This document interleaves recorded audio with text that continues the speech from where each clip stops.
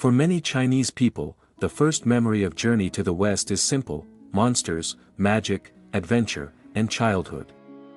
For those who grew up in the 1980s and 1990s, it was not just a television drama. It was part of a generation's emotional memory. At that time, entertainment in China was limited. Television programs were few, and people waited eagerly for each episode of Journey to the West to begin. Chapter 1: The Stone Monkey and the Awakening of Life. To understand the mysterious East, we must first listen to its oldest stories. Today, we begin with Journey to the West. But when you return to this story as an adult, you may realize something very different. This is not only a fantasy about gods and demons. It is also a story about awakening, transformation, and the evolution of life itself. The Ming Dynasty thinker Li Zhi once described the book as a work that hides serious meaning beneath playfulness. Behind its humor, satire, monsters, and strange adventures, Journey to the West speaks about human desire, social order, and the price one must pay to grow. And interestingly, the story does not begin with Tang Monk. It begins with a stone. In the eastern continent, in the kingdom of Aolai, there stands a miraculous stone. After absorbing the spiritual energy of heaven and earth, this stone gives birth to a monkey. This is one of the most important beginnings in Chinese literature. Wu Qingyan does not describe the monkey as an ordinary animal. The moment he is born, two golden beams of light shoot from his eyes toward the heavens. This image represents the awakening of pure life force. The stone monkey is not born into a family. He is not born into a social class. He is not born under human law. He is a natural life, wild, free, and untouched by the rules of the world. Later, on Flower Fruit Mountain, he becomes the handsome Monkey King. He lives among the other monkeys in a carefree world, where there is no calendar, no official title, no social pressure, and no fear of tomorrow. But every paradise has a moment when innocence ends. One day, he sees death. He realizes that even a happy life in the mountains cannot escape the final law of existence. His companions will die. He himself will die. This fear becomes the first great turning point of his life. In many ways, fear of death is the beginning of civilization. Because humans fear death, they build temples. Because they fear death, they search for medicine. Because they fear death, they create stories, religions, power, and systems. For the stone monkey, this fear becomes the beginning of his journey. He builds a bamboo raft, crosses the ocean, and leaves his mountain in search of immortality.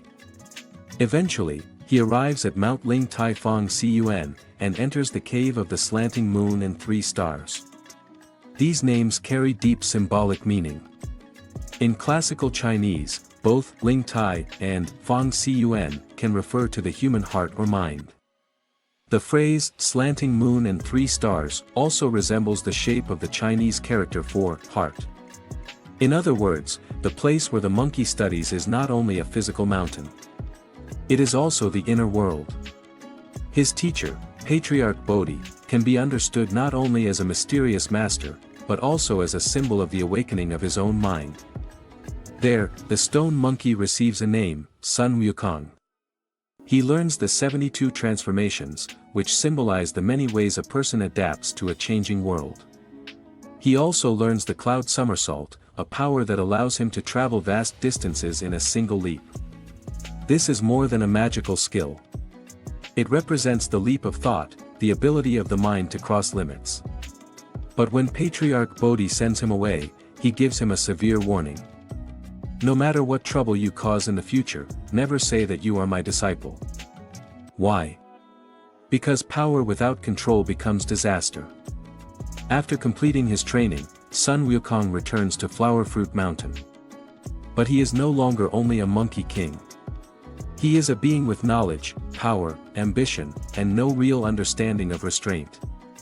His first major act is to go to the Dragon Palace of the Eastern Sea and demand a weapon. There, he obtains the Rui Jingu Bang, a magical staff weighing 13,500 jin. Its original name is the Sea Stabilizing Needle. This detail is fascinating. In the Dragon Palace, the staff stabilizes the sea. It represents order. But once it enters Sun Wukong's hands, it becomes a weapon that sweeps away everything in its path. It now represents rebellion. The staff can grow enormous or shrink as small as a needle. It is just like human ambition and desire. When ambition expands, it can try to pierce the sky. When it hides, it can shrink quietly and rest behind the ear. At this point, Sun Wukong already has everything needed to challenge the existing order. He has an immortal body. He has unpredictable powers. He has a weapon that cannot be broken. But he lacks one thing, an understanding of rules. He is like a young person with extraordinary talent, newly entering the world, believing that strength alone is enough. And because of that, he is about to face the first violent collision of his life. Soon, he enters the underworld and changes the book of life and death. Then he storms into heaven and demands an official position. Finally, he gives himself the title that will shake the universe. The great sage equal to heaven. Behind these words is not only arrogance. It is the declaration of a living being to the entire cosmos. I refuse to accept a fate defined by others. Humiliation, and the rules of heaven. After Sun Wukong declares himself the great sage equal to heaven, the story enters one of the most exciting and satisfying parts of the entire novel. For many readers, this is the moment when the monkey becomes a rebel hero. He challenges heaven, defeats celestial soldiers, and laughs in the face of authority. But if we peel away the mythological surface, this part of the story is not only about rebellion. It is about the conflict between personal value and the system that decides whether that value is recognized. In Journey to the West, heaven is the highest institution of power. It has ranks, titles, departments, officials, rituals, and rules. It is not only a religious space.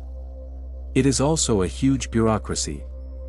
When heaven first faces Sun Wukong, it does not immediately destroy him. Instead, it tries to absorb him. The Jade Emperor gives him a job, keeper of the heavenly horses. At first, Sun Wukong takes the job seriously. He works diligently and cares for the celestial horses until they become strong and healthy. At this moment, his mindset is very familiar. He is like a young person entering society for the first time, full of energy and belief, thinking that if he works hard enough, the system will naturally recognize him. But soon, he discovers the truth. The position of keeper of the heavenly horses is extremely low in the heavenly bureaucracy. It is so low that it does not even have a proper rank. The real conflict here is not about the job itself. It is about humiliation. Sun Wukong does not simply feel underpaid or underpromoted. He feels insulted. His talent and his official status do not match. And that mismatch lights the first great fire in his heart. So he fights his way out of the southern heavenly gate, returns to Flower Fruit Mountain, and raises his own banner. This is not just resignation. It is open contempt for the entire bureaucratic system that claims the power to define a person's worth. Heaven tries to recruit him a second time. This time, it gives him the title Great Sage equal to heaven. But the title is hollow. It sounds glorious, yet it carries no real authority. This is a classic method used by systems of power. Give someone a grand name, but no real place. Give them honor, but not access. Give them status, but not power. Heaven is trying to contain Sun Wukong's wild nature with an empty title. But the real break comes from one small detail. He is not invited to the peach banquet. This banquet is not merely a feast. In the world of heaven, it represents the inner circle of the elite.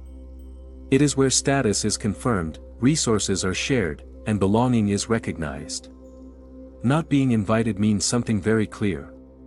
No matter how loud his title may sound, in the eyes of the real power structure, Sun Wukong is still not one of them. He is still an outsider. Still a wild monkey. Still someone beyond the circle. That is when his anger completely explodes. He does three shocking things. He ruins the peach banquet. He steals the immortal pills. He drinks the royal wine. On the surface, this looks like chaos and greed. But symbolically, it is a complete break with the establishment. He takes heaven's most precious resources, pills, wine, and peaches, and consumes them like ordinary food. This is his answer to exclusion. If your rules will not allow me to enter, then I will break your rules with my own hands. The siege that follows reveals the true depth of heaven's power. 100,000 heavenly soldiers and generals surround him. Layer after layer of celestial nets are cast. Yet they still fail to capture him.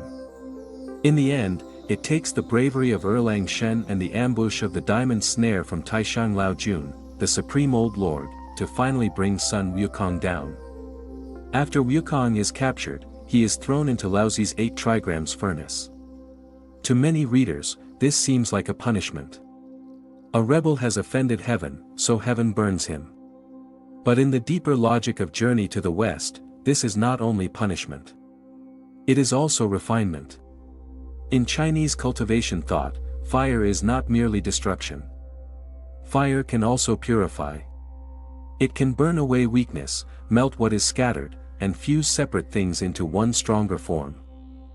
Inside Wukong's body are the immortal peaches, the royal wine, and the pills of immortality he stole from heaven. In the furnace, all of these are no longer just treasures he has swallowed.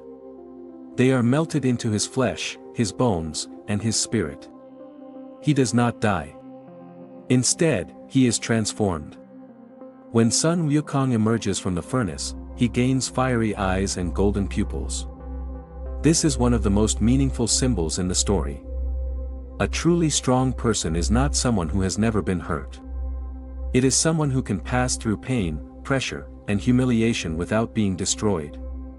More importantly, they can turn suffering into a new kind of vision.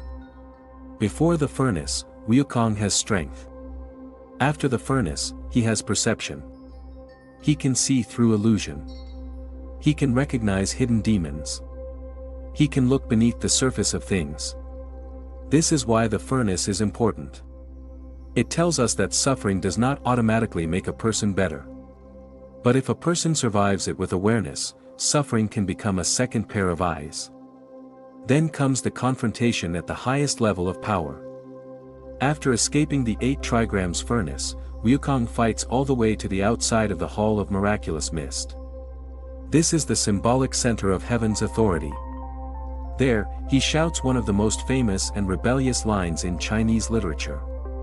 Emperors take turns sitting on the throne. Next year, it will be my turn. To a modern listener, this may sound bold, even heroic. But in the world of imperial order, it is almost unthinkable.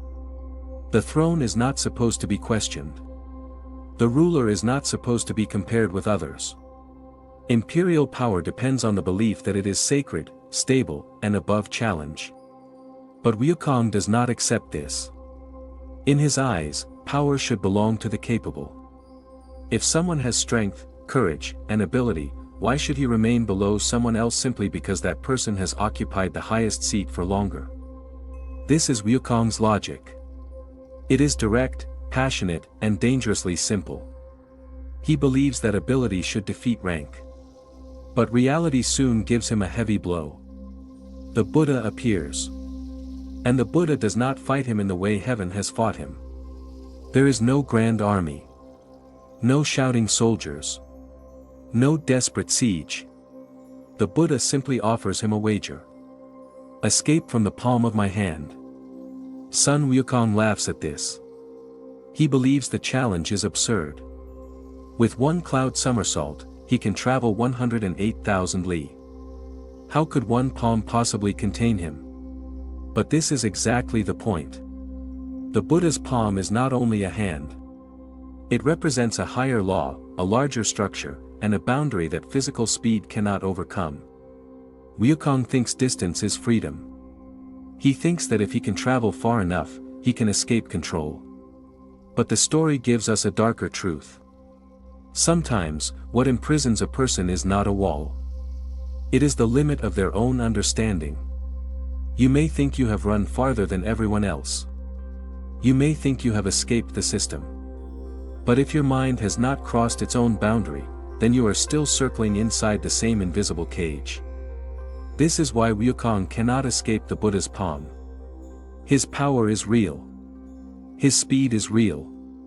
His courage is real. But his understanding is still incomplete. Then the Buddha's 5 fingers transform into a mountain of 5 elements: metal, wood, water, fire, and earth. The mountain descends. Sun Wukong's first great rise comes to an abrupt end. The hand that once held the iron staff and wanted to strike through heaven is now pinned beneath stone. The life force that once refused every rule is finally stopped. This is the first major defeat of Sun Wukong's life. But in Journey to the West, defeat is not the end. It is the beginning of transformation. If the havoc in heaven is the carnival of youth, then the 500 years beneath 5 elements mountain are the bitter discipline of the soul. This is the longest, loneliest, and most important stillness in Sun Wukong's life. For 500 years, he cannot fly. He cannot fight. He cannot shout his way into victory. He cannot change the world with his staff. He can only remain there, pressed beneath the mountain, forced to face time itself. The Buddha turns his 5 fingers into 5 connected mountains, representing metal, wood, water, fire, and earth. This is not only physical imprisonment. It is nature itself pressing down on individual will. The 5 elements are the basic forces of the world. To be trapped under them means that Wukong is no longer fighting soldiers or officials. He is now facing the structure of reality. In the original Journey to the West, during these 500 years, Wukong is fed iron pellets and given molten copper to drink. This image is brutal. Once, he ate immortal peaches. Once, he drank heavenly wine. Once, he swallowed pills that even gods desired. Now, he survives on iron and copper. The contrast is not accidental. It is the fall from heaven to the bottom of existence. This is what happens when a person falls from glory into punishment, from confidence into helplessness, from being feared by everyone to being forgotten by the world. For a Western audience, this may feel like the fall of a rebel hero. But in Eastern narrative, the meaning is often more complex. The story is not simply saying that rebellion is wrong. It is saying that wild freedom without direction will eventually meet a force greater than itself. 500 years are long enough to change a soul. They are long enough for anger to cool. Long enough for pride to lose its voice. Long enough for a young rebel to see the hard shape of reality. Wukong no longer shouts that he wants to become the Jade Emperor. He begins to understand that raw violence cannot win true respect. Strength can break a gate. Strength can defeat an army. Strength can terrify a palace. But strength alone cannot give life meaning. While Wukong is enduring his sentence, another main storyline begins in the human world. The scene shifts to Chang'an, the capital of the Tang dynasty. Now we must speak of the monk named Chen Xuanzang, known to most readers as Tang Monk. In many television adaptations, Tang Monk is often portrayed as weak, naive, or even useless. But this is not the full meaning of the original novel. Tang Monk is the reincarnation of Golden Cicada, a disciple of the Buddha. Because he once failed to listen properly to Buddhist teachings and showed disrespect, he was demoted to the mortal world. This detail matters. Tang Monk is not just a random monk chosen for a holy mission. His journey is also a form of repayment. Hidden inside this religious story is a very human logic: a person who once failed must complete a difficult task to prove himself again. In modern terms, Tang Monk's journey to the West is like a mission of redemption. He carries a fault from the past. The journey becomes his chance to earn his way back. At the same time, the human world has its own need for this journey.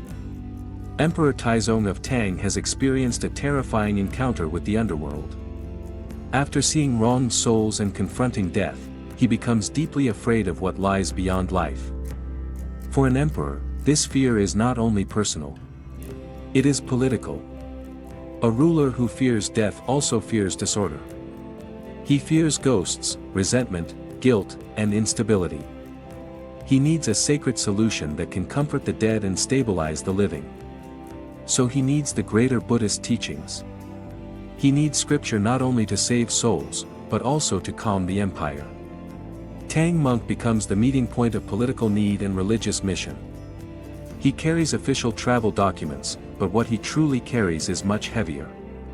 He carries the fear of an emperor. He carries the hope of a nation. He carries his own karmic debt. And so, he begins a road from which there is no easy return. Before Tang monk sets out, Guanyin Bodhisattva performs one of the most important tasks in the entire story. She searches for the members of the team. If we describe it in modern language, Guanyin is doing talent recruitment. She does not choose perfect people. She chooses broken people. Sha Wujing has fallen from heaven. Zhu Beiji has been punished for desire. The white dragon horse has committed a serious offense. And Sun Wukong has been imprisoned for rebellion. This is important. The journey to the West is not a team of saints. It is a team of those who have failed. Each of them carries guilt, weakness, or punishment. Each of them needs the journey not only to help Tang monk, but to redeem themselves. Finally, Guanyin arrives at Five Elements Mountain. By this time, Sun Wukong is no longer the arrogant figure who once challenged heaven and mocked the gods. Facing Guanyin, he cries out, "I already know regret. I only hope that your great mercy will save me." Pay close attention to the word regret. This is not regret for seeking freedom. And it is not regret for being powerful. It is regret born from recognizing his own limitations. Wukong begins to understand that freedom without purpose can become destruction. Power without discipline can become disaster. And rebellion without direction can become another kind of prison. He realizes that in this world, freedom alone is not enough. Freedom must be carried by a mission. When Tang monk passes Five Elements Mountain, he removes the sacred six-syllable mantra left by the Buddha. The paper is thin and light. But for Wukong, it is the final weight that has held the mountain in place. That small piece of paper represents the binding power of Buddhist law. Once it is removed, the mountain can no longer hold him. And Sun Wukong, who has been silent beneath stone for 500 years, is finally released.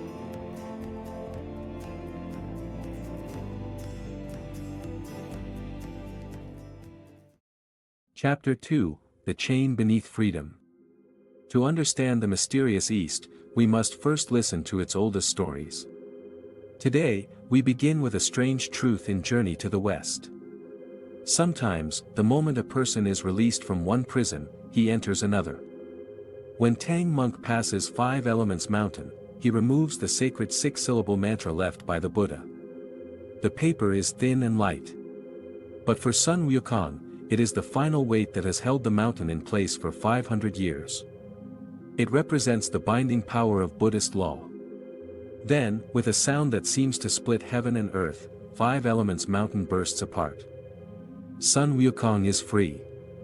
But this freedom is not the same as before. This is not a return to disorder. It is not the return of the wild monkey who once stormed heaven and declared himself equal to the highest power in the universe. This time, his rebirth comes with a condition. He kneels before Tang monk. He bows. He accepts him as his master. This kneeling is not only gratitude for being rescued. It is the creation of a psychological contract. From this moment on, Sun Wukong begins to enter a new order.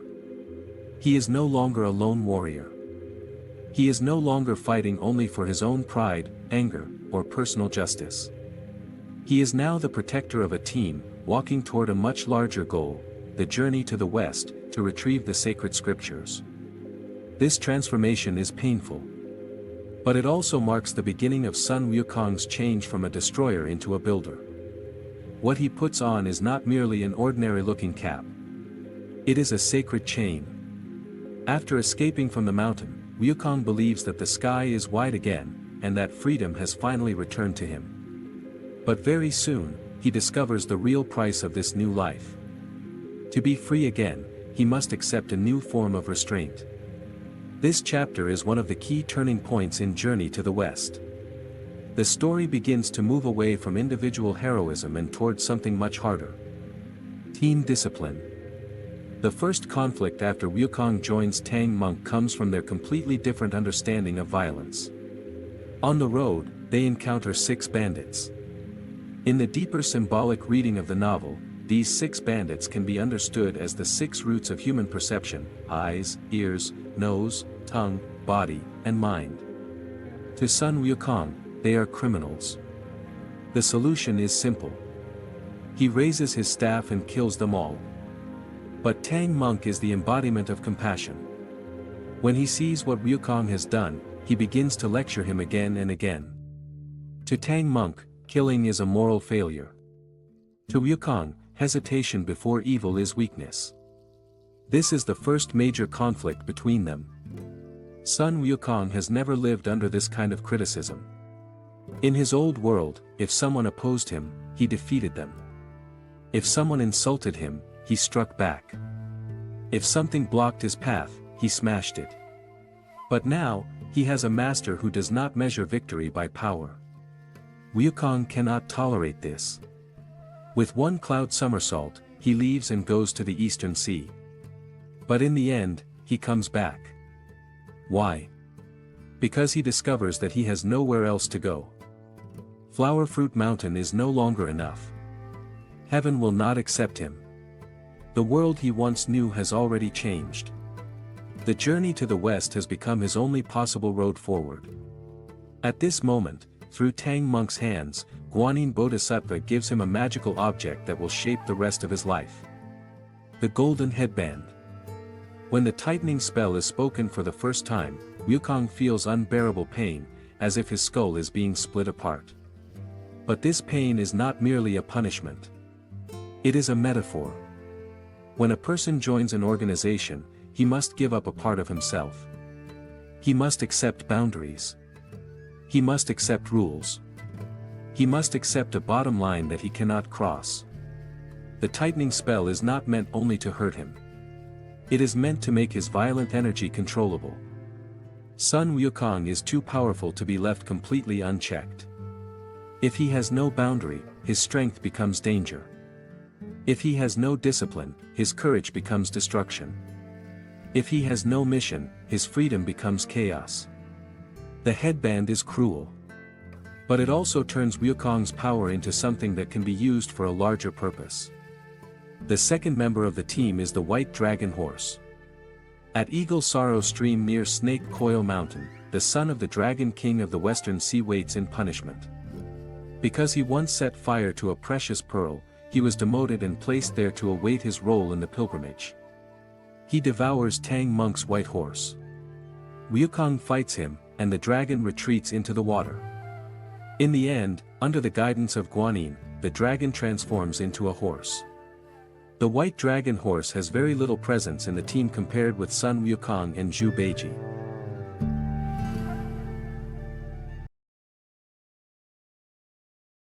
The White Dragon Horse has very little presence in the team compared with Sun Wukong and Zhu Beiji. But he is extremely important. He symbolizes the burden that carries the will. He was born as a dragon, a noble and powerful creature. Yet he is willing to become the horse beneath another man. This is an enormous sacrifice. It is also a form of devotion. He teaches us that in a team, not everyone must stand at the front and fight. Some people carry the pressure silently.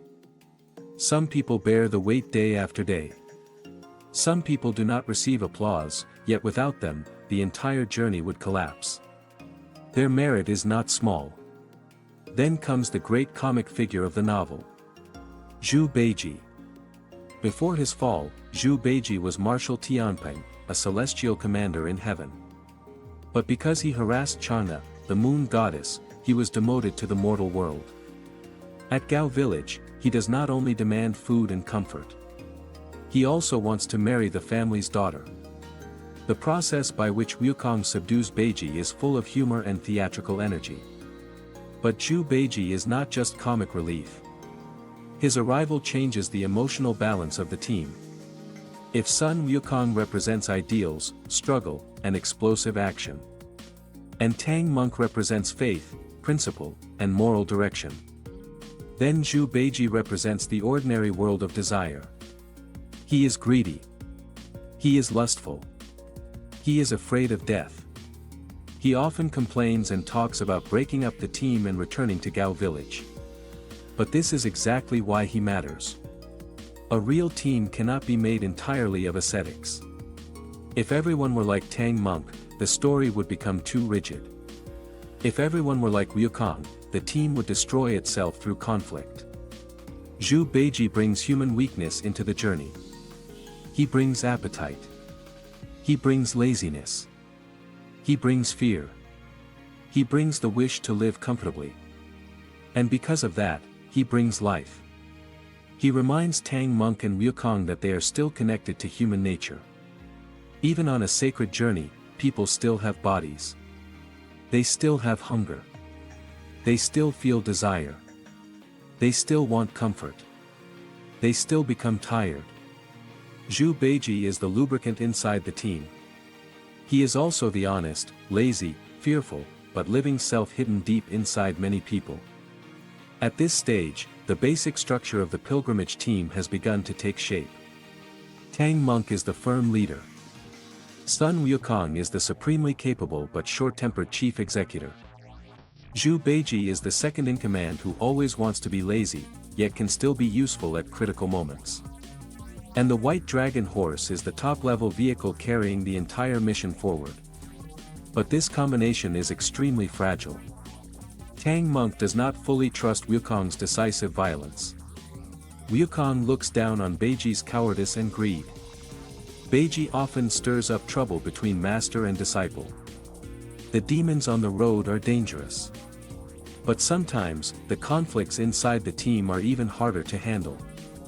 The journey to the west is not only a crossing of mountains, rivers, and deserts.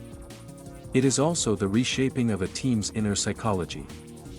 And from this moment on, Sun Wukong's greatest enemy will no longer be only the demons outside.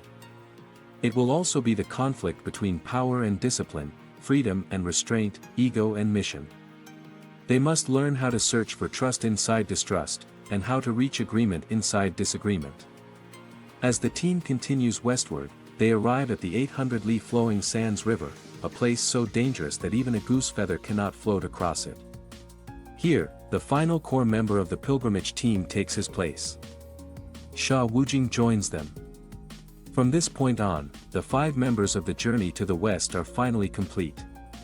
Through Sha Wujing's arrival, we can begin to understand one of the most enduring organizational models hidden inside this ancient story. Sha Wujing was once the curtain-lifting general in heaven.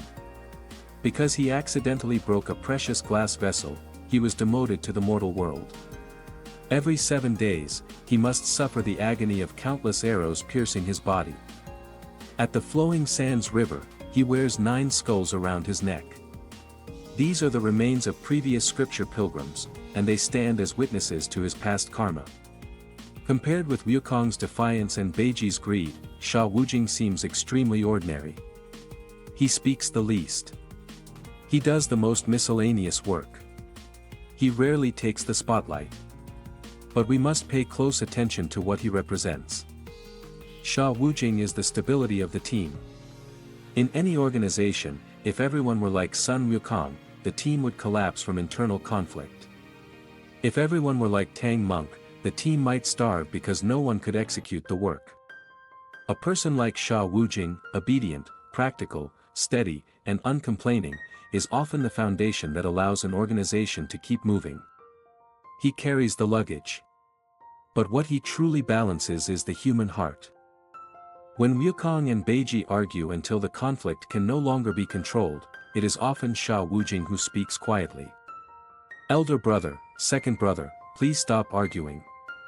A simple sentence like this often cools the scene down. Now let us look at this classic team structure. Tang Monk is the leader of values and faith. He has almost no practical combat ability. He cannot defeat demons. He often cannot even tell who is good and who is evil. But he possesses the only official travel document, and his will to obtain the scriptures never truly wavers. Sun Wukong is the core technical expert. He solves the most difficult problems. He defeats the strongest enemies. But he also challenges authority and must be restrained by the system of the tightening spell. Zhu Beiji is the emotional buffer, the public relations figure, and the embodiment of human weakness. He reduces the seriousness of the team. He is full of flaws, but because of him, the team feels more human. Sha Wujing is logistical support. He is the silent contributor who keeps the basic work going. In many organizations, this is the person who is rarely praised, but once he disappears, everything begins to fall apart. Soon after Sha Wujing joins the team, the first test of the entire group arrives. This is the episode known as the Trial of the Four Sages. Guanyin, Samantabhadra, Manjushri, and the Old Mother of Mountly descend to the mortal world. They transform themselves into a wealthy mother and her daughters, offering marriage and comfort to the pilgrims. On the surface, this looks like a strange and humorous temptation. But at a deeper level, it is a sudden audit of the team's soul. The result is revealing. Tang Monk struggles inwardly, but his moral boundary remains stable. Wukong, with his fiery eyes and golden pupils, has already seen through the illusion. He watches almost like an amused observer. Sha Wujing remains firm. His heart is focused on protecting his master. Only Zhu Beiji loses himself. He is seduced by beauty, wealth, property, and the fantasy of an easy life. In the end, he is hung from a tree and humiliated. The deeper meaning of this episode is clear. Desire is the first killer of teamwork. The so-called meditative heart is not an abstract religious idea. It is the ability to remain focused on the goal. If members of a team are distracted halfway by comfort, money, beauty, land, or status, then the team is already close to breaking apart. From the flowing sands river onward, the level of the demons changes noticeably. Earlier demons are often more like wild spirits from mountains and forests. But later demons begin to have powerful backgrounds. Some are mounts of gods. Some are celestial attendants. Some possess magical treasures connected to heaven. This means that the journey to the scriptures is no longer only a test of physical strength. It now involves a complicated network of relationships. Wukong must learn that not every problem can be solved with the iron staff. Sometimes, a demon cannot simply be beaten to death. Sometimes, you must know whose servant it is, which deity protects it, and which higher power must be asked to take it back. In other words, Wukong must learn to use connections as well as force. This also means that the team's early period of adjustment has officially ended. Among the many demons in Journey to the West, the White Bone Demon is not one of the strongest. But she is extremely intelligent. She knows very well that she cannot defeat Sun Wukong directly. So she does not attack Wukong's body. She attacks Tang Monk's limitation of perception. She transforms 3 times. First, into a young woman. Then, into an old woman. Finally, into an old man. These 3 forms are not random. They correspond to 3 deep emotional forces in human society: compassion, filial piety, and moral obligation. The White Bone Demon's strategy is simple and terrifying. She uses your kindness to hijack your judgment.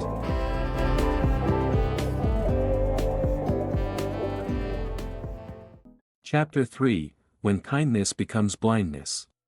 Today, we continue with one of the most painful lessons in Journey to the West.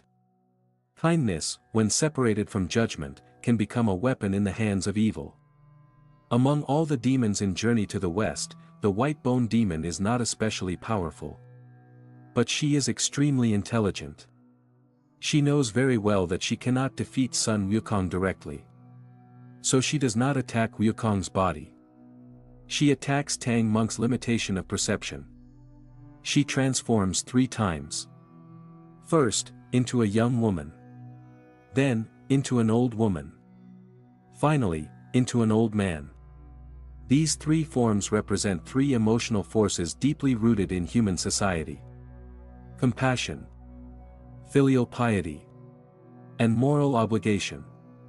The white bone demon's core strategy is simple and terrifying. She uses your kindness to hijack your judgment. The essence of this conflict is information asymmetry. Sun Wukong has fiery eyes and golden pupils. He can see through illusion. He knows that the figure before them is the white bone demon. But Tang Monk has only mortal eyes. What he sees is flesh and blood. From Tang Monk's point of view, Wukong is not subduing a demon. He is killing innocent people. He is violating the moral boundary that Tang Monk, as a monk, must protect. This is a conflict that appears again and again in real organizations. The frontline expert sees the real danger and takes decisive action. But the decision-maker sitting behind him cannot see the deeper logic. He only sees the surface-level violation. At this moment, Tang Monk's kindness becomes a kind of ordinary evil. Not because he intends to do harm, but because he refuses to trust the judgment of the professional who actually understands the danger.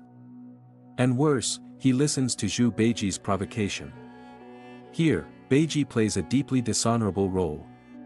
Because he does not get to eat the vegetarian meal offered by the demon, and because he is jealous of Wukong's achievement, he keeps whispering in Tang Monk's ear. He says that Wukong is using a trick. He says that after killing people, Wukong is afraid Tang Monk will recite the tightening spell, so he deliberately creates illusions to cover up his crime.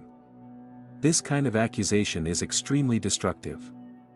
Beiji twists Wukong's professional judgment into political manipulation. He turns expertise into suspicion. He turns protection into guilt. And so, the most heartbreaking moment arrives. Tang Monk writes the letter of dismissal. He not only drives Wukong away. He also makes a terrible vow. If I ever meet you again, may I fall into the Avicii hell. Before leaving, Wukong endures the unbearable pain of the tightening spell. Then he creates 3 duplicates of himself. For Wukong surround Tang Monk from all sides and bow down before him. This kneeling is the final loyalty of a subordinate. It is also the deepest humiliation of a hero. After Wukong leaves, the team quickly falls into paralysis. In the kingdom of Baoxiang, Tang Monk is transformed into a tiger by the yellow-robed demon and locked inside a cage.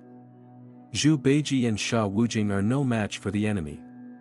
The entire team faces complete collapse. At this moment, the white dragon horse does something unprecedented. He speaks. He urges Beiji to go and invite their elder brother back. When Zhu Beiji returns to Flower Fruit Mountain and uses provocation to persuade Wukong, Wukong is actually already waiting for this chance. Outwardly, he says he will not return. But in his heart, he still worries about his master. The episode of the White Bone Demon teaches us that kindness without strength is powerless before evil. At the same time, it reveals the fate of leadership. A leader must pay the price for his own blindness. Through this crisis, Tang Monk begins to understand a hard truth. In a dangerous world, moral superiority alone cannot save anyone. He must re-examine his relationship with Sun Wukong. They are not simply master and servant. They are a community of shared interest and shared destiny. Wukong's return is no longer only about repaying the kindness of being rescued from the mountain. It is because he has become the irreplaceable soul of the scripture mission. This return marks the team's entry into a deeper contract. Wukong begins to discover that the real obstacle is often not the demon itself. It is the identity, background, and rules behind the demon. The gold-horned king and the silver-horned king of Lotus Cave at Pingding Mountain are 2 of the most representative opponents on the journey. Their personal combat strength may not surpass Wukong's. But they possess one of the most concentrated collections of top-level magical treasures in the entire novel. The purple gold-red gourd.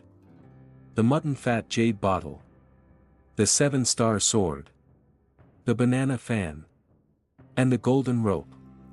Where do these treasures come from? They are all personal objects of Taishang Laojun, the Supreme Old Lord.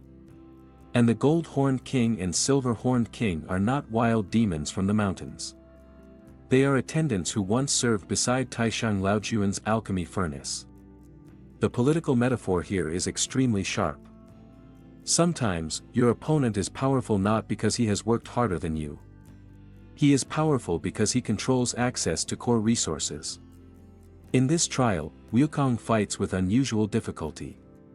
At one point, he is even pinned beneath 3 great mountains, Mount Sumeru, Mount Ame, and Mount Tai.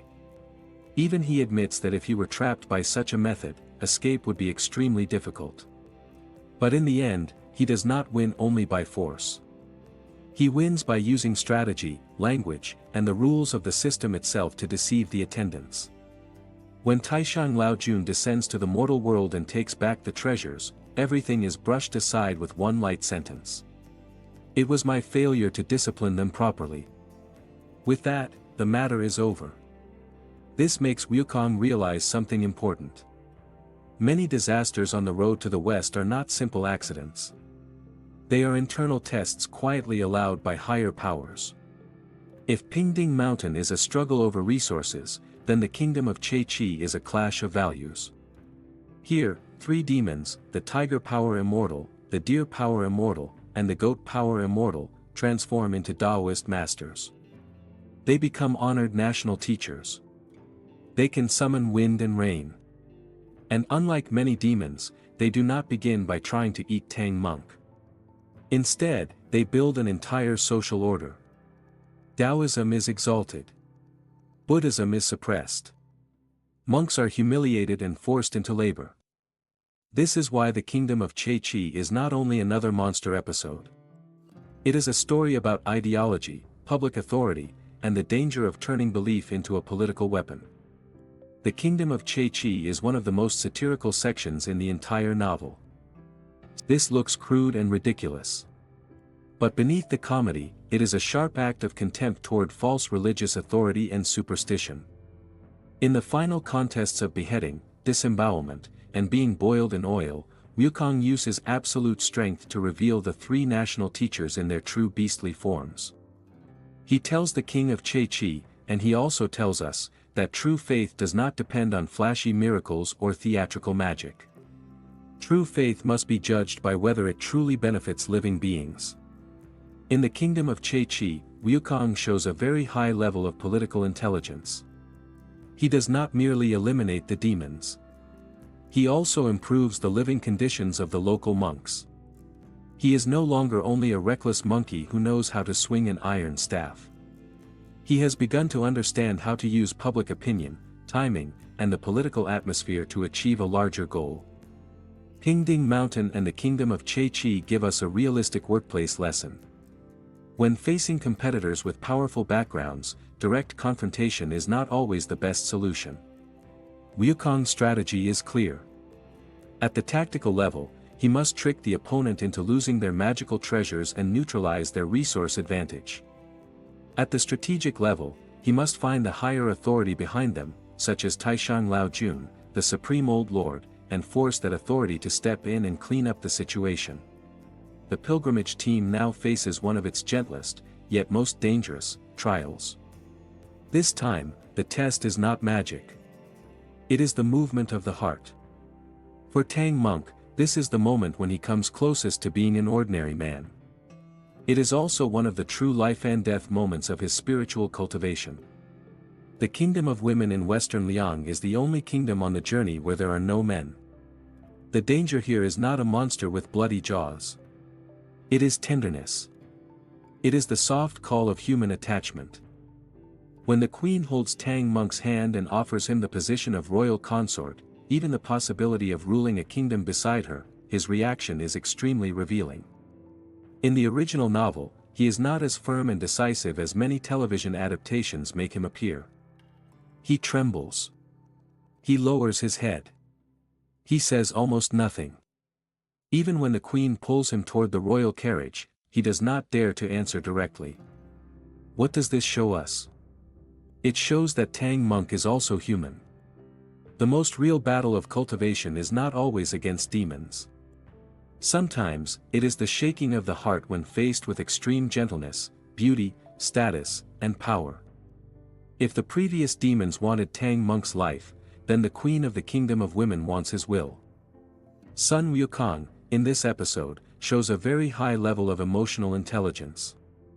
He suggests that Tang monk pretend to accept the marriage in order to escape the trap. But throughout this process, Tang monk's silence and anxiety reveal the deeper truth behind an old saying. How can there be a perfect way in this world, one that does not betray the Buddha and does not betray human feeling? Just as Tang monk is about to escape this gentle trap, the real threat appears. The scorpion demon. If the queen represents human affection, then the scorpion demon represents pure sexual desire. She forcibly takes Tang monk into the Pipa cave and repeatedly tempts and harasses him. There is an especially ironic contrast here. Even the Buddha himself was once stung by this scorpion demon and suffered unbearable pain. This implies that the destructive power of desire is indiscriminate.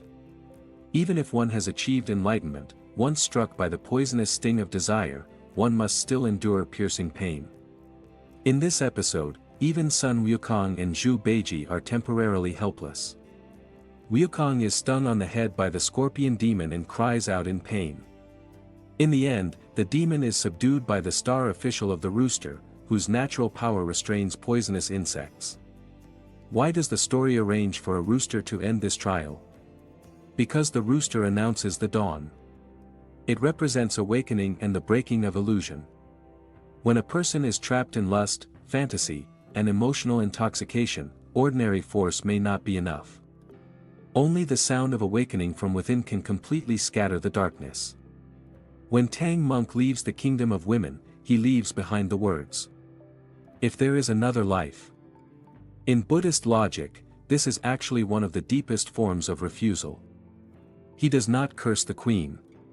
He does not humiliate her. He does not deny the beauty of human feeling. But he cannot stop. For the scripture team, the kingdom of women is an important psychological review.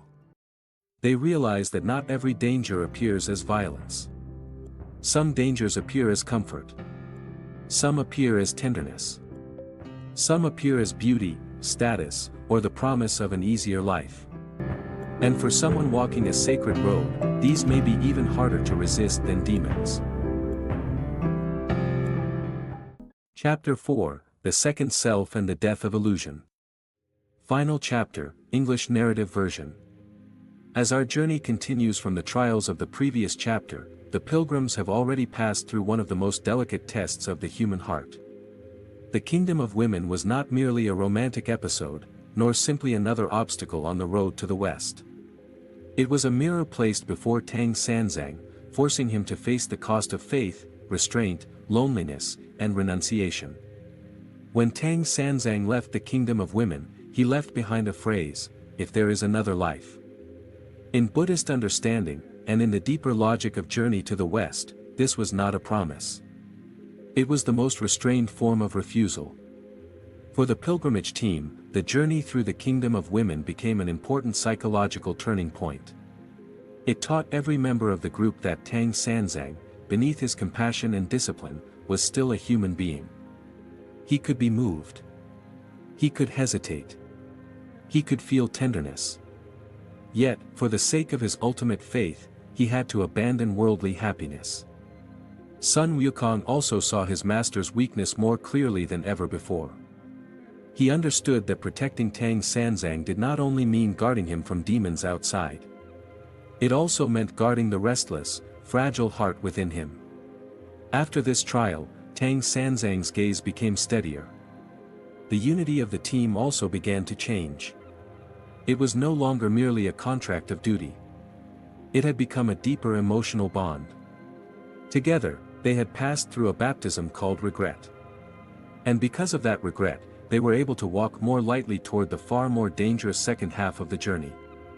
If Journey to the West is a 14-year psychological journey, then the episode of the true and false Monkey King is the most critical moment of breakthrough.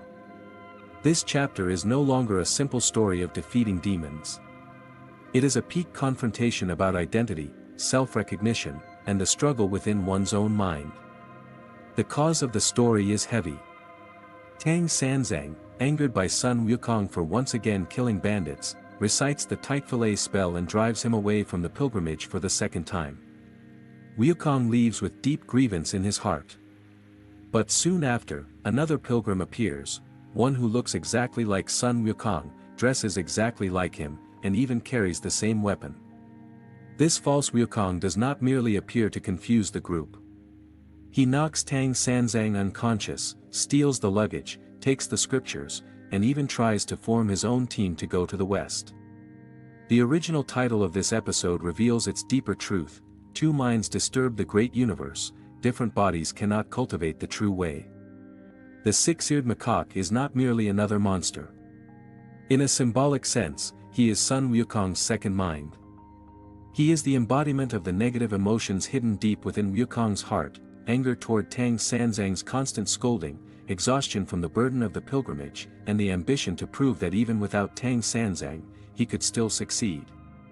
The true and false Wukong fight until heaven and earth seem to collapse. They battle from the sky to the underworld. They seek judgment from countless authorities. Guanyin Bodhisattva cannot identify them. This is because the false Wukong is a projection from within Wukong himself. Guanyin may understand, but she cannot easily expose it.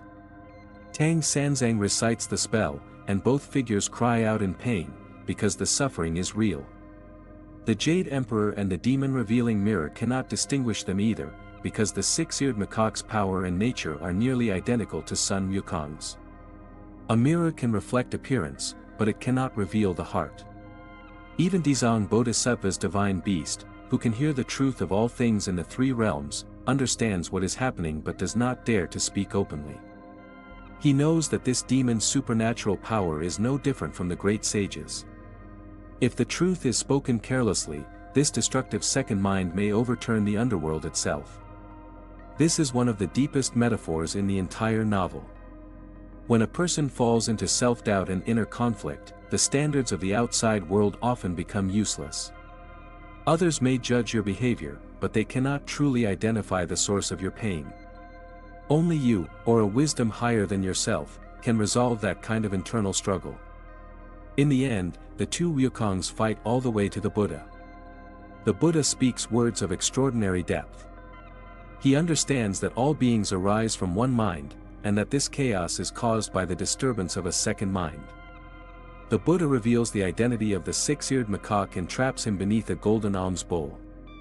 Sun Wukong does not hesitate. He raises his staff and kills him.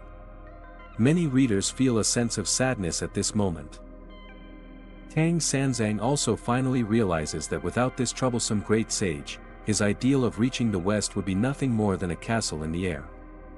From that point onward, Tang Sanzang no longer casually recites the Typhoon spell. Sun Wukong no longer leaves the team whenever he feels wronged. The group reaches a silent understanding deep within the soul. They are no longer consuming one another. They are beginning to complete one another. This episode tells us that anyone who wants to reach wholeness must first face and overcome the second self within, the self filled with resentment, exhaustion, pride, and negative energy. After 14 years of hardship and 108,000 li of travel, the pilgrimage team finally sees the sacred light of Spirit Mountain. But the final destination is not a simple song of victory and merit. It is a final confrontation between emptiness and existence. At the foot of Spirit Mountain lies the Cloudy Crossing. There is only a narrow single-plank bridge, and below it the water surges fiercely. The guiding Buddha arrives in a bottomless boat to ferry them across. When Tang Sanzang steps onto the boat with no bottom, he sees a corpse floating in the water. Sun Wukong smiles and says, "That is you. That is you." This is one of the most shocking metaphors in Journey to the West.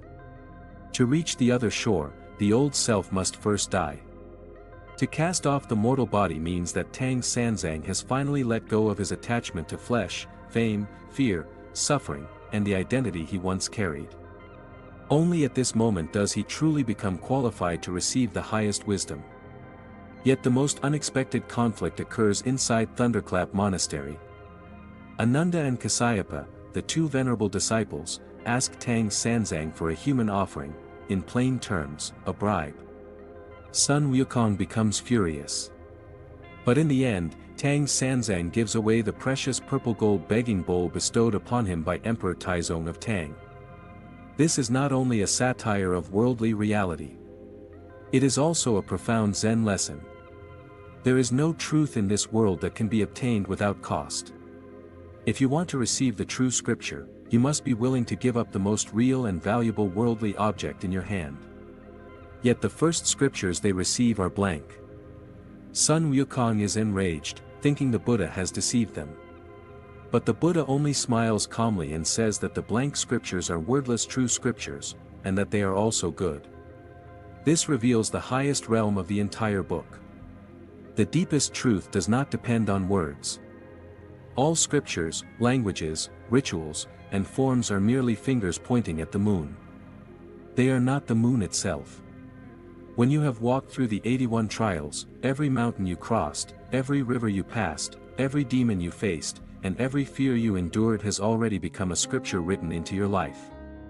Words, in comparison, may become unnecessary weight.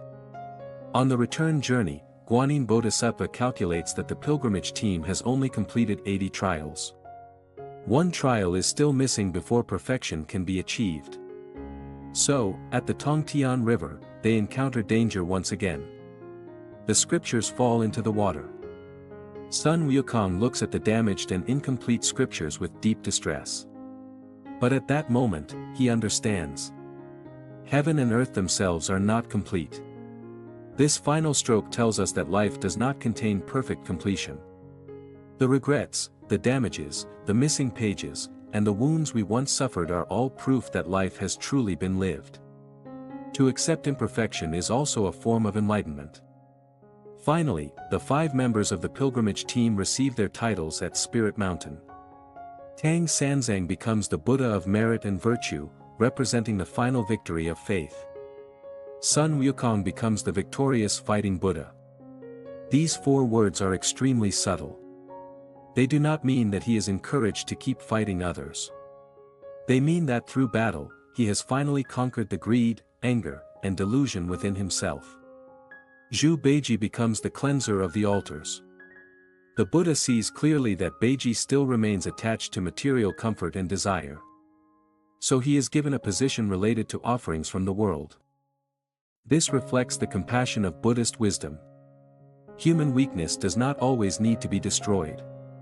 If placed in the right position, even weakness can become a kind of blessing. Sha Sing becomes the golden-bodied Arhat. He represents the person who keeps his original heart through plainness, silence, and endurance. The white dragon horse becomes a bodhisattva of the 8 divisions, a reward for perseverance, burden-bearing, and silent service.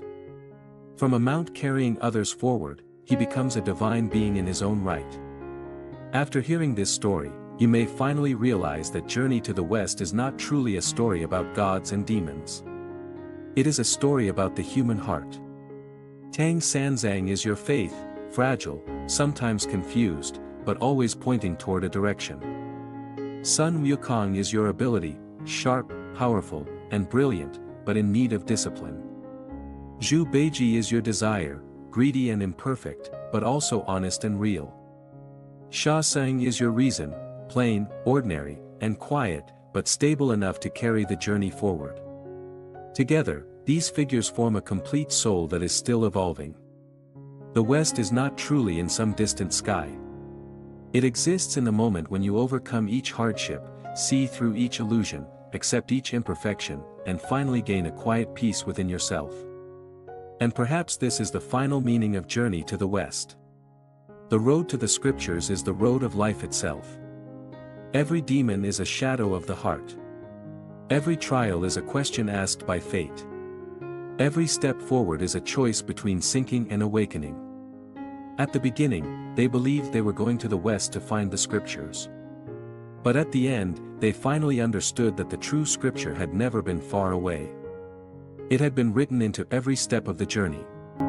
It had been hidden inside every wound. It had been formed through every act of endurance, every moment of doubt, and every struggle against the self.